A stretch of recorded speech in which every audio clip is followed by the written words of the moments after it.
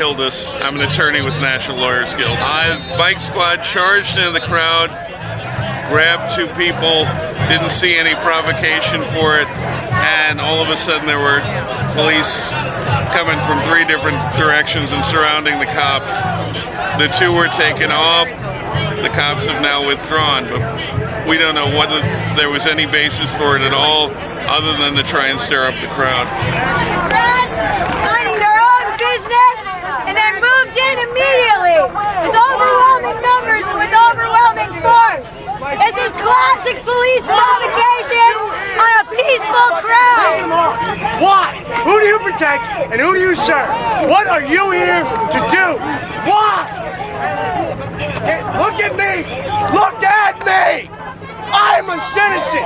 I am from here! I live, eat, sleep, and breathe freedom! Look at me! Look at me! That's right. You're a and I hope you know that when you go to sleep. Can I give this to the horse? They won't even make eye contact with you. I think that because there's an authoritative position, and you have people that are kind of here basically saying, hey, we don't like this authoritative position, we don't like what's going on, and when they're met with that, it breeds a conflict between people who want to voice their opinion and people who are trying to regulate the law.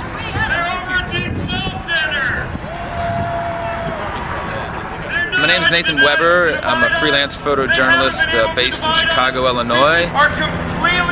Basically what happened on Monday, September 1st is that just trying to document and tell the story of the protesters and show through pictures what they were trying to get across their message. I was taken to the ground face down, and at that point I received a couple of blows to the back of the head, and because I was, my face was to the ground, that impact basically happened on the right side of my face, and it's gross misdemeanor, 3rd-degree riot, and I was released on $1,000 bail.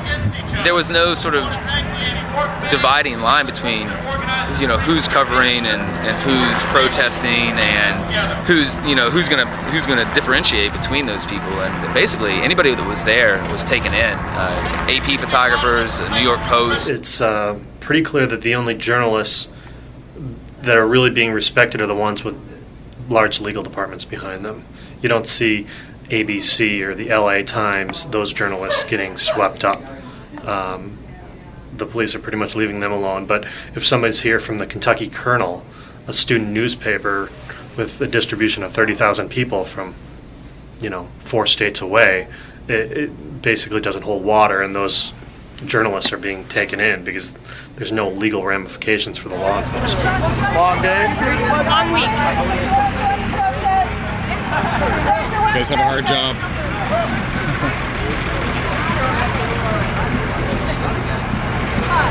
These young anarchists who blocked our way on the way to the convention center, who attacked the oldest member of our delegation, ripped his identification cards off, and then sprayed him with a water Clorox solution. Obviously, they don't believe in our freedom to assemble or our freedom to speak. They don't believe in the Constitution that generations of Americans have fought for.